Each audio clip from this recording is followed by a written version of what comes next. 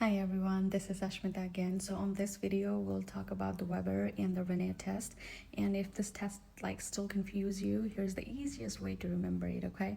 So this test help us figure out whether the hearing loss is conductive versus the sensorineural, right? So first start with the Weber test. So on the Weber test, you place the tuning fork on the patient, middle of the patient forehead, and ask which ear they hear the sound louder. If the sounds goes louder to the bad ear, that usually means conductive hearing loss.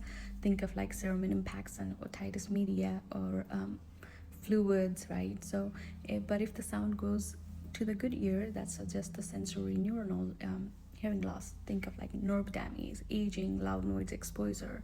Now let's talk about the Rene test. So on Rene test, you'll place the tuning fork behind the patient mastoid bone. That checks for bone conduction. Then you move the tuning fork to the front of the ear canal. That checks for ear conduction. Normally the ear conduction should be longer than the bone conduction. So remember, ear conduction greater than the bone conduction, that means equal or sensorineural hearing loss. But if the bone conduction is longer than the ear conduction, that means conductive hearing loss. And trust me, once you see this in the real patient in the clinic, it will finally make sense. But yeah, follow me for more NP school and primary care tips. Thank you. Bye.